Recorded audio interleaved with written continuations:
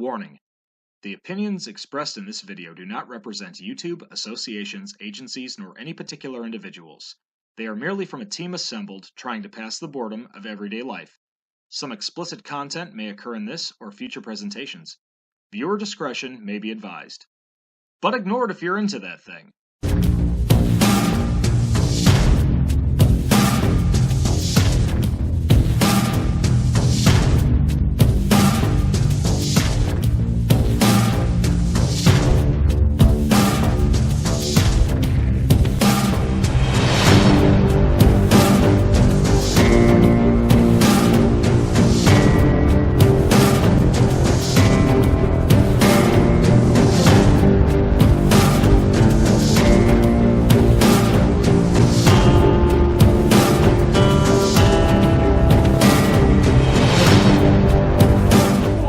Guys, you're Big Bad Wolf Benny here. And I'm your Wild Man Wes. And we are on day 5 of SHOCKTOBERFest. We're about a week in. We're starting to feel the old oomph. Oh yeah. And you know what? We like it. We missed it. We do. But well, eventually we'll catch up to us real fast. We'll be complaining in later episodes. I'm sure. But anyway, today's movie is a rare gem from 1981 called The Beast Within. Oofa.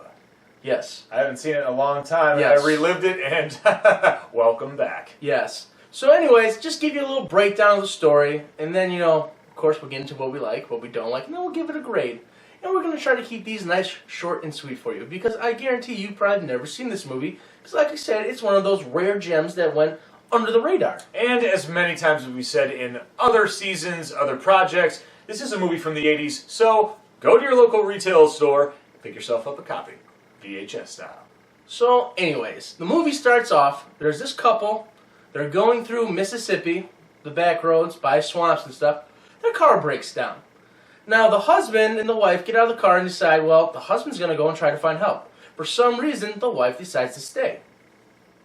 Gosh, is this a horror movie or what? How cliche. So, anyways, of course, she hears something in the forest. And instead of getting back in the car and locking everything up, what does she do? She goes and checks the noise. Big horror no-no. Yep. Anyways, at this time, we don't know what this creature is. All we know is he's kind of big, he's ugly looking, and he sounds like locusts. If that helps you guys. Locusts, cicadas. Cicadas, locusts, whatever. Yeah. One of those big insects that are nasty looking.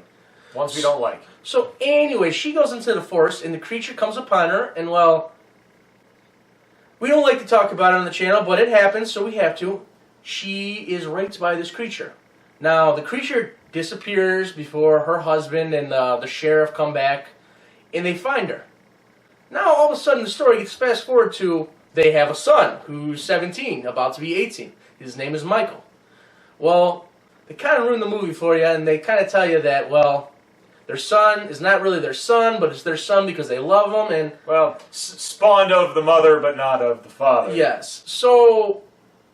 you get where I'm coming from, but their father still considers him his son because he's a good dad. He raised him. That is his son. Yeah, amen to that. But at the same time, Michael's having problems. He's starting to act out a little bit aggressive. He's starting to get headaches and just not feeling good, and the doctors can't figure out what's going on. So they decide, we have to go back to that town and we have to figure out what happened because maybe he can save Michael. Well, the problem starts. The town knows of the creature. It's their dirty, dirty secret. And... another horror movie situation. Every horror movie has a dirty little secret in every little town. You guys see a pattern here? Camp Crystal Lake, Springwood, Ohio, Haddonfield, Illinois. I'm just down saying, in guys, Texas, we've all seen it. It happens. So anyways, they're trying to figure it out, and the town's kind of... they don't want to talk about it because, like I said, it's their dirty little secret. But eventually, everything starts unfolding, and, well, Michael does change. Not for the better. No. And that's where we're going to leave it, because I actually want you to go watch this rare gem, because even though they kind of give it away in the beginning, it's kind of cool to hear the backstory of the creature, a.k.a. Michael's real father. And you kind of feel for the character, because you find out what happened to him, and then you kind of really don't feel bad for him, because like that doesn't give you a reason to go do this, but then when you find out what he's supposed to be, it kind of makes sense biologically. So like I said, I'm not going to ruin any more of the movie for you. I want you to go see it if you can find it. If not, hit us up down below if you're close. Maybe I'll let you borrow the movie. A first on the Wild Wolf Show. Hell, Benny didn't barely let me borrow anything. I'm very squeamish about who I let borrow my trophies. I literally, I had to say, I was like, dude, I can't find anything on YouTube. I can't find anything on my free apps on my Roku TV. I was like, I need to borrow this, otherwise I'm going to have to go and buy one. And it's just like... It's not worth it. I wouldn't do that to the guy. Yeah. But anyways, it is a I'll buy it eventually. Oh yeah, it's a good movie. But if he's already got it, why take the time? So now let's jump into what we liked, didn't like, and then we'll grade it.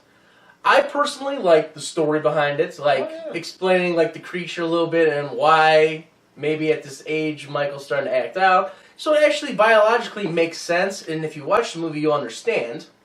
And another thing I really liked was the special effects. They were actually pretty spot on for 1981. The creature looks great.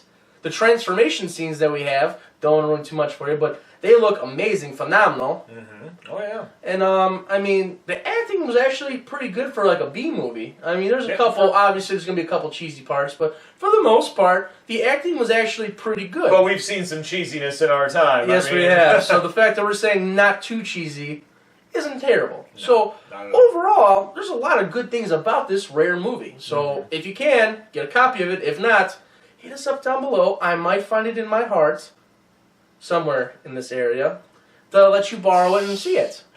Wow, man, what'd you like about this movie? Well, you pretty much hit the head of the nail for me. I mean, like you said, the story, very cut, very just fairly cut and dry. Just pretty very basic story, but it worked. Yeah, and I mean, like you said, special effects, especially Michael's transformations, very reminiscent. I can't remember if American Werewolf in London came out prior to this or after. I think it actually came. I think they all came out. No, American Werewolf came out in 1980. Okay, because in the 80s, 1980 we had the 3 werewolf movies. Because the transformation of Michael was very reminiscent. They might have taken the transformation because the pulsating, all the the prosthetics, the pumps and the air pumps really underneath. Good. I like that. I also like Michael's turmoil because he knows he finally figures out where he's coming from, and he does have a love interest, and he tries to get her to go away, not because he doesn't want to be with her. It's he the just fact doesn't want to hurt her. Yeah. And I mean, that's such a good classic horror trait. I mean, a lot of horror movies don't necessarily do that, or there's those rare cases. Like I said, this is a rare movie because of the story and stuff like that. So, but I mean, I give props to that one. I definitely tip my hat to it. Now let's get into what we didn't like about. All right, I'm gonna let you go first because you actually brought up a very good point earlier when we were talking about it. Yeah, and Benny actually brought it up at the beginning of this review.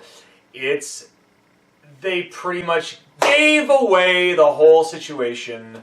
I mean, we could have known already due to in the theater and acting business and in movie business, we always have that willing suspension of disbelief. We're aware of everything that's going on. Eventually, we catch on. However, if the parents could have been more ignorant about the fact, or he even mentioned if the mother had some sort of PTSD where she didn't remember everything clearly, or the father just assumed that Michael was his kid, it would have been a little bit easier to adapt to. Yeah. I mean, obviously they may not. I mean, they may have known that he wasn't their son, but ignorance is bliss. Yes. But the fact is, the whole movie, they pretty much were just saying, we need to find this boy's father. We need to find this boy's father so we can know how to help him.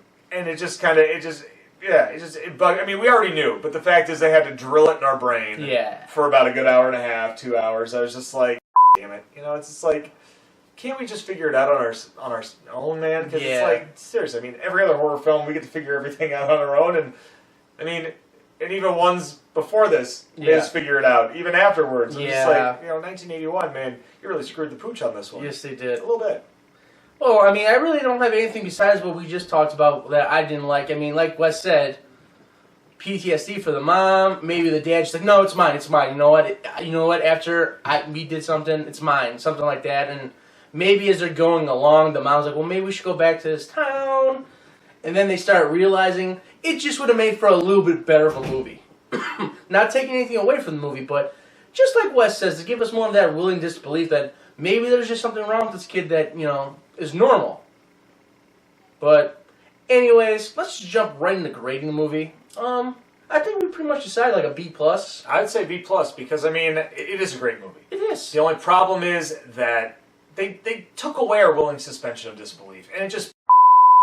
There's something wrong with the kid, obviously. You saw what his real father looks like, so I mean, obviously that takes away a little bit of it. I mean, it was still kind of cool figuring out what he was. Oh, absolutely. Why it took so long for Michael to show symptoms of these problems. So it doesn't take away too much from the story, but at the same time, it kind of takes away that it happened right away. Yeah. Like, maybe they could have done scenes where he was at school where he was having these anger problems, these anxiety problems or something. I That would have been kind of cool, but, I mean, they just jump right into, he's 17, yeah. he's in a chair, and they're at the doctor's, and they're trying to figure out what's... So, like, we have no idea what he did in school that they decided to take him to the doctor. As much as we've said with a lot of movies before, like whether it's Shocktoberfest or in our regular seasons, this one, it's not a bad movie.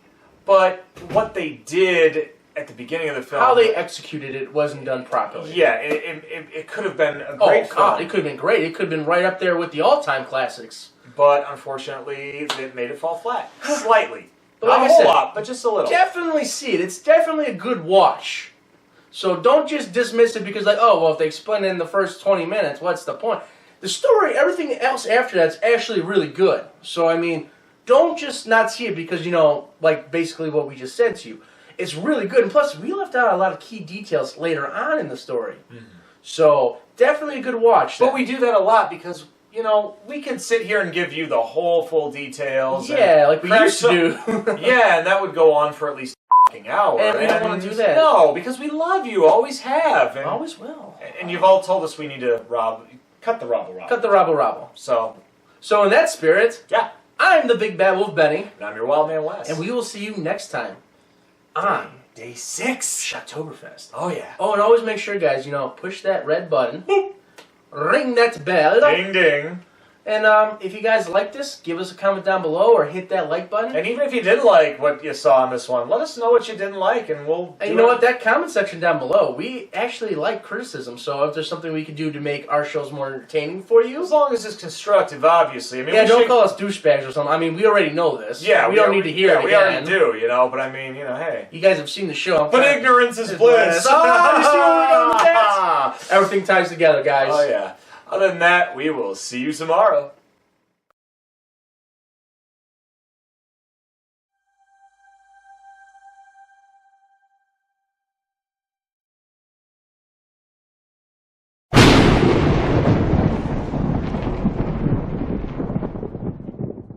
So how are we going to do the teaser trailer for this one, man? I mean... Well, I figure, you know, it is a classic. You know, I mean, going back to basics, everything is simple. I mean, you really don't even need a whole lot of audio for this ability and everything like that. And